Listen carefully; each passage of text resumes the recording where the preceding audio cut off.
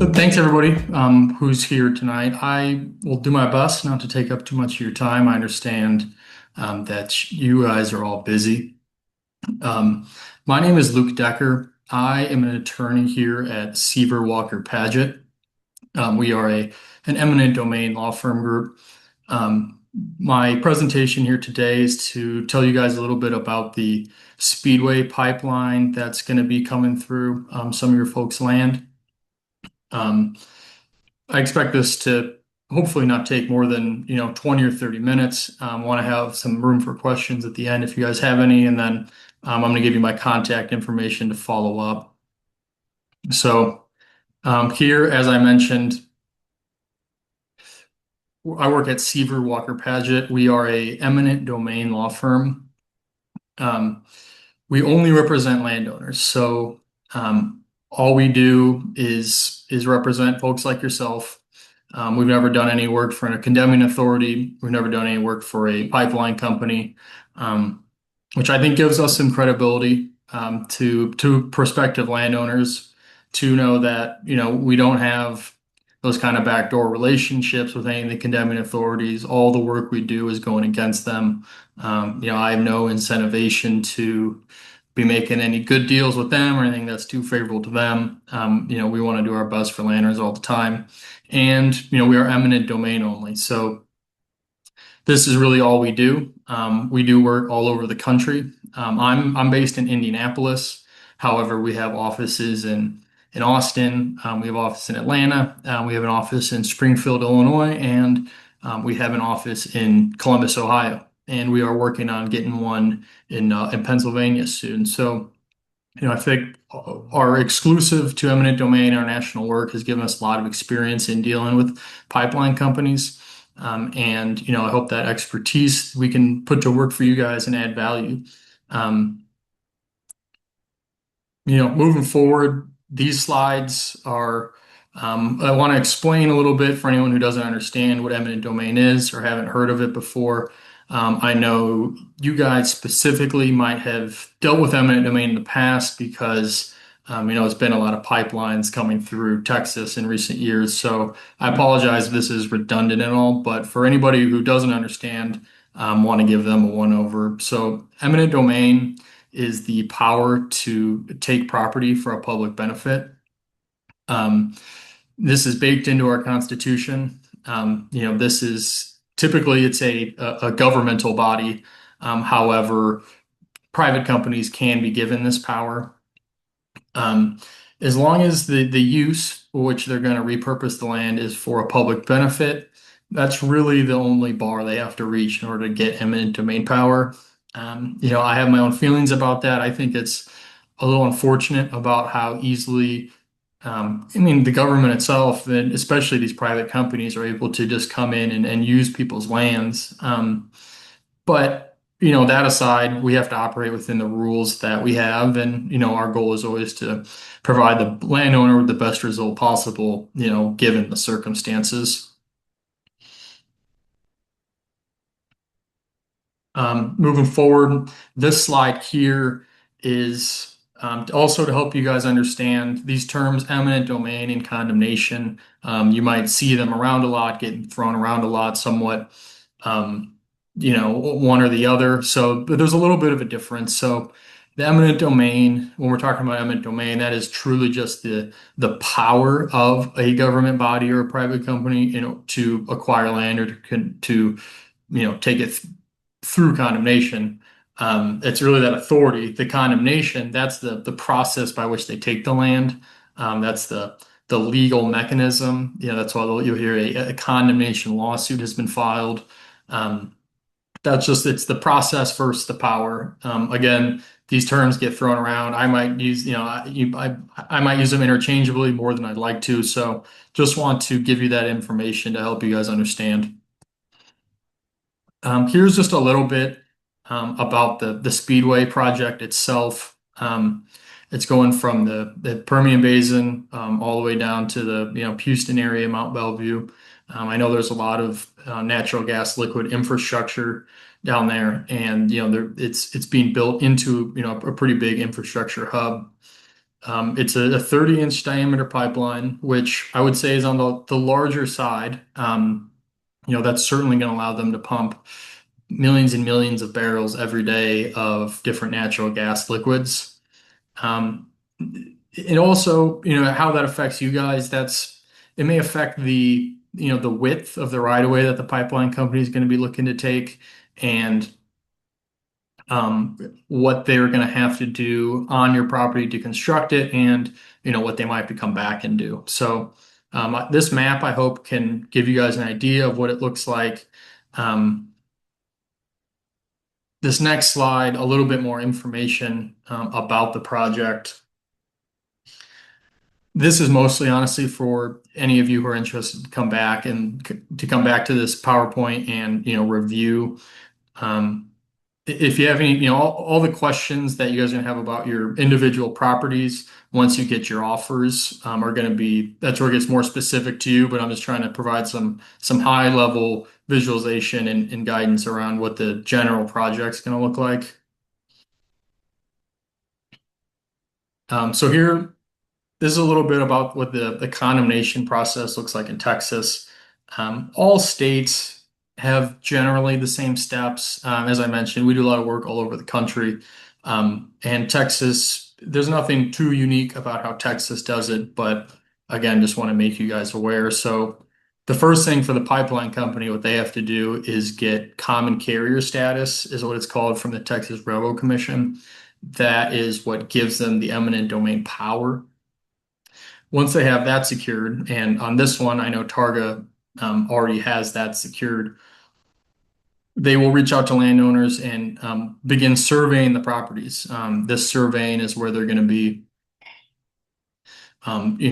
really analyzing where they want the final route to be. Um,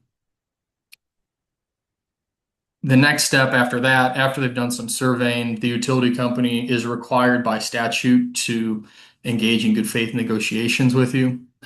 What that really means is they have to provide you a written offer um, and provide you with certain other disclosures. Your offer will come with a pamphlet with some, know your rights as a landowner and things like that, which, I'm not sure if you folk have received offer, but if you have, you'll understand what I'm talking about when that time does come. Once you receive that initial offer, they have to negotiate in good faith. But if negotiations stall, they have to wait 30 days after you get your initial offer before they're able to file a condemnation suit. In the event that this does go to condemnation suit, the first real big step is what's called a special commissioner's hearing. That is where the court selects some appraisers to act as neutral arbiters almost of the value here, and each side, the landowner as well as the pipeline company, has the opportunity to present evidence as to the value of the damages of the taking. After that hearing, the special commissioners will, determine some amount as an award, some dollar amount in compensation. They're going to let the court know what that is. At that point, the pipeline company can then place a bond in that amount with the clerk of the court. Once they do that, they're able to get access to the property and begin their work.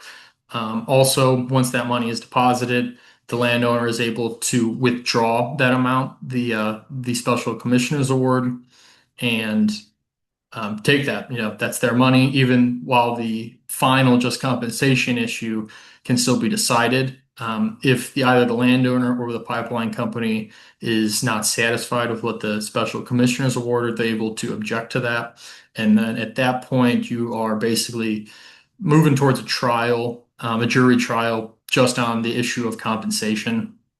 Um, you know, you probably already have an appraisal done in front of the special commissioners hearing, but you would take that evidence and, go put it in front of a jury to get a final determination as to just compensation.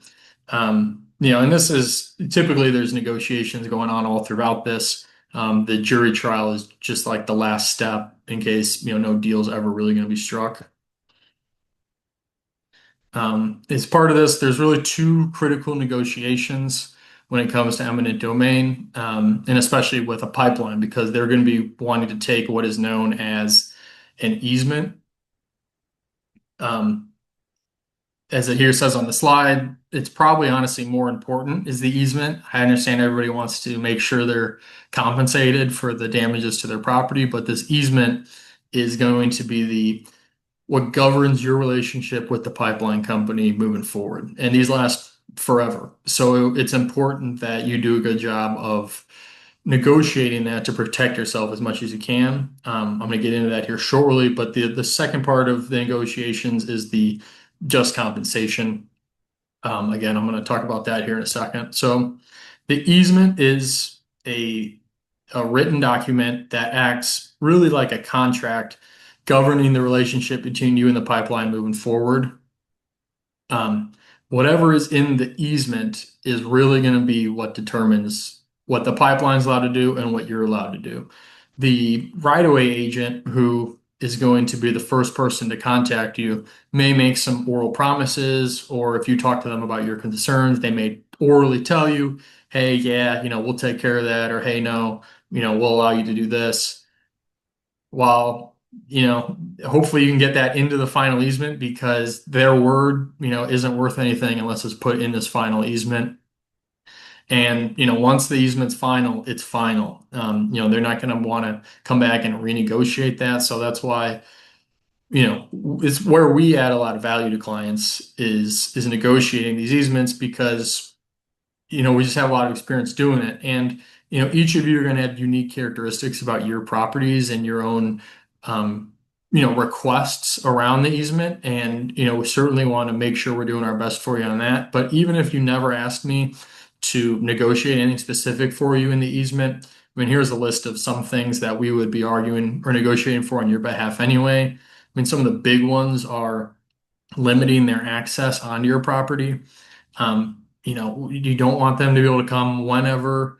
You don't want them to be able to access your property in, ripping up another part of your land in order to get to the easement. We want to make sure that they're taking the least destructive way or the easiest way to the easement area.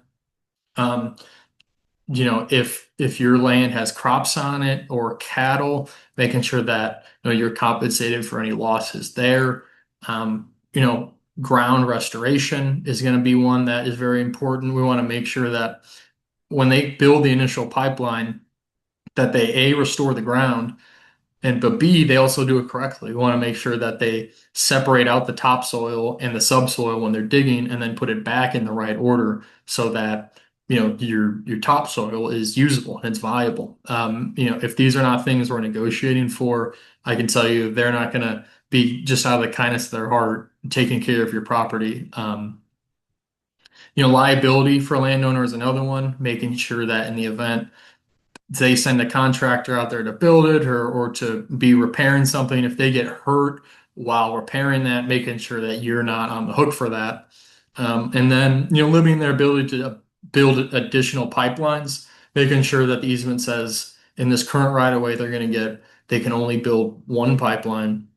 They can't put in more. They don't have access rights to put something on the surface. And to our best, limiting their ability to sell that easement or lease that easement or assign that easement to a third party.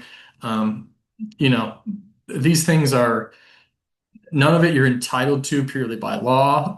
But these are, I think, important things for the landowner that we've had a lot of success negotiating on the behalf of landowners. The second part of this is the compensation side of things. This is another critical part. And this is where, admittedly, this is where we make our money. And this is also where we add a lot of value to clients. It doesn't matter if it's a pipeline company, it doesn't matter if it's the local government, it doesn't matter if it's state government. These offers they make are never great offers on the front end. We've worked thousands of these cases, and there's varying degrees as to how much money there is to be added or how much upside there is, but there is always more. These are never final offers that are the first ones made, and in my opinion, they're never really that good. So, whether you hire us or not, you want to make sure that this is something that you're negotiating, speaking to other attorneys, speaking to appraisers. Similarly, you only have one chance at this. If you make a deal with them and then later on decide, hey, I don't think I got paid enough for that, you only have the one shot, which is why we try and get in front of landowners as early as possible to make them aware of these things. But very important. Um, I'm speaking in general terms on here. Again, each of you are going to have very unique things to your property that we want to make sure you're being taken care of. So some of these bullet points here are some of the, potential damages we could be talking about. This residual damages slide, though, here, this is important. You should all be aware of this, regardless if you hire an attorney or not. When they're coming to acquire an easement, they there's two parts to the damages. There's the value of the land that's actually being taken. There'll be some strip of land through your property that'll come out to, X amount of acres. And then, your land is worth so much per acre. It's a fairly simple calculation to make. But the other part of it that is a little more subjective, and for this reason, the pipeline companies don't often try and give you very much for this on the front end, is what's called residual damages. You're basically asking the question, how is the rest of the property that is not taken affected by the taking? For example, I really think this comes into play a lot with our clients who have power lines who are being put through their yard, especially on residential property. Um, I have a couple clients who are having a transmission line put through their backyard, and it's bisecting their yard. Well, they say they have some land that's being taken, but then how is the rest of that property affected now that there's a power line there? It's less desirable than it was before. On a buyer on an open market is not going to be paying the same for the rest of the property with that power line being there than they were before. So that decrease in the value in the rest of the property are also damages that you're entitled to as a matter of law. So that's an important thing. With pipelines, it's a little more specific to properties because obviously the pipeline ends up being buried. But there's still things like, you can't develop the property in the same way. You can't develop over the easement area, and that, reduces potential uses of the property depending on what it looks like, and that's a decrease in the value. So just some things to be aware of. Um, Here's a little bit of information about whenever you do receive an offer, I would do your best to not meet in person with the right-of-way agent. Their job is to acquire land, for these companies, and they're good at it. They'll talk to you, they'll make you feel good, they'll make you feel like they're going to take care of you, like they're giving you a good deal. And they're a lot of them are charismatic people. They're good at what they do, and for that reason, I would do everything you can to only communicate with them via email. Um, that gives you some physical space to not be pressured and to give yourself some time and space to make a decision. I would contact an attorney, whether, I hope you guys want to contact us to talk about your offers, but regardless, you should talk to some attorney who understands eminent domain, to look at your offer and give you some guidance as to, well, what is this going to look like? What does this compensation look like? I mean, the second slide here I just spoke to some of it, but I would do your best to not be negotiating with people or with the right-of-way agent in person. The second bullet point here is one that landowners might not think of, and it says don't enlist an appraiser.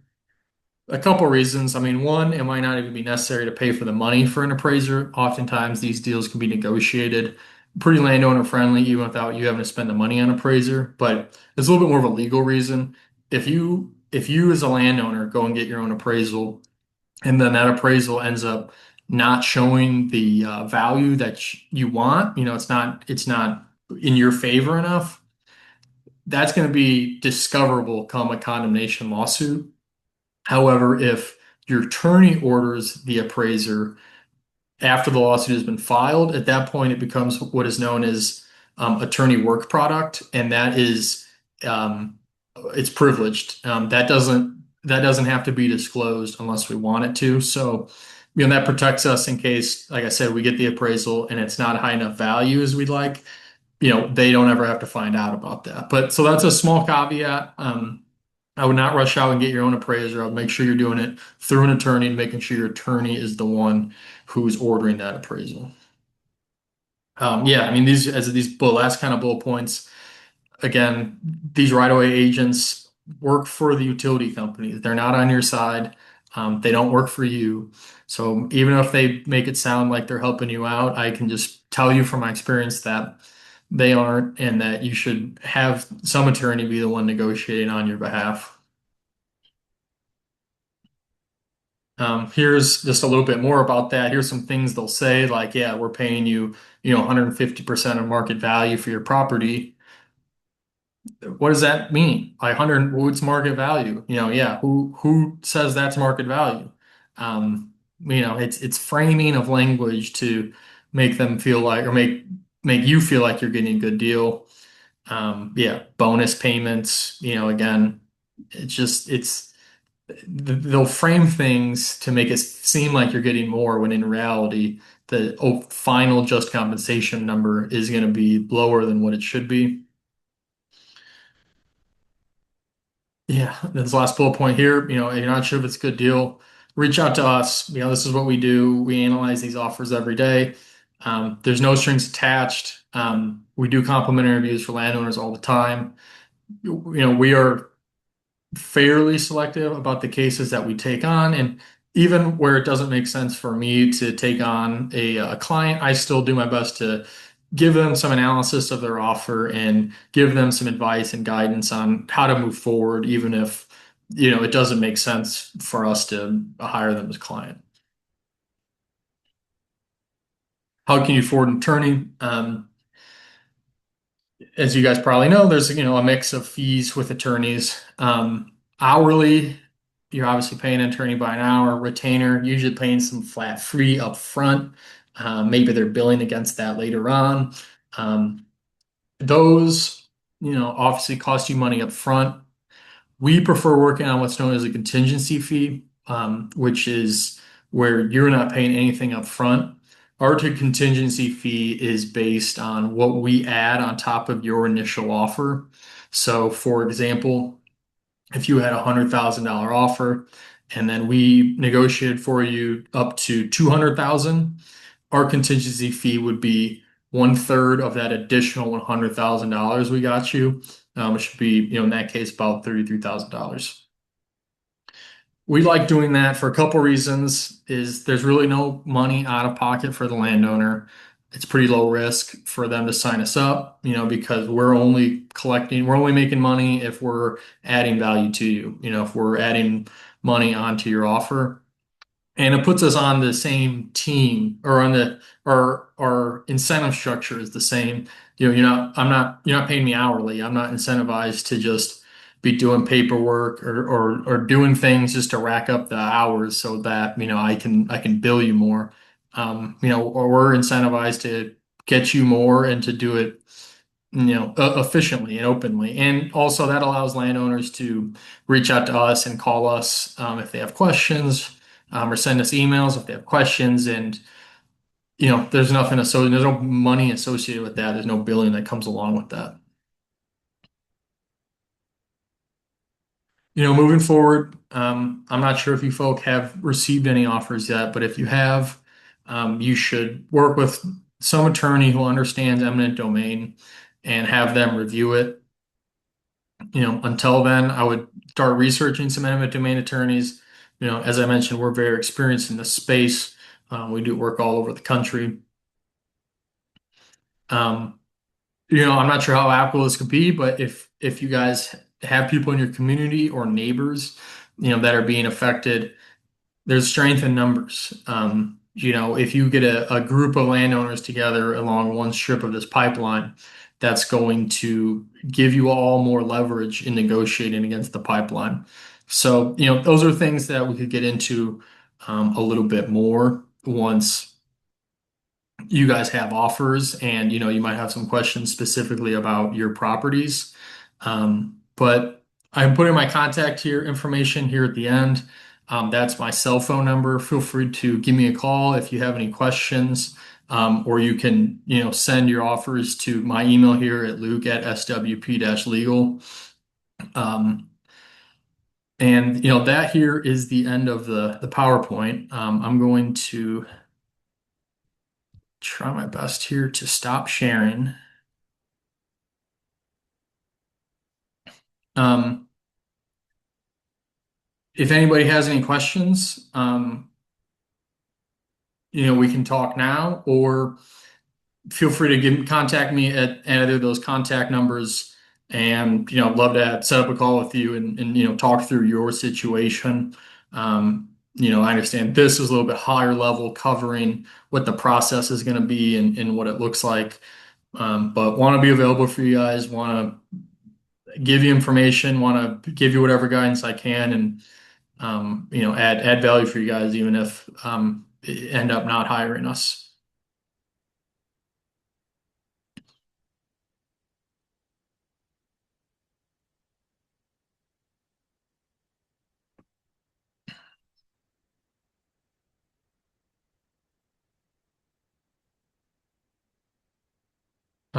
Okay. Well, I hope you guys were able to get my contact information there. Our website is landownerattorneys.com. Um, and feel free to reach out. I hope to hear from you all soon. And thanks for coming tonight.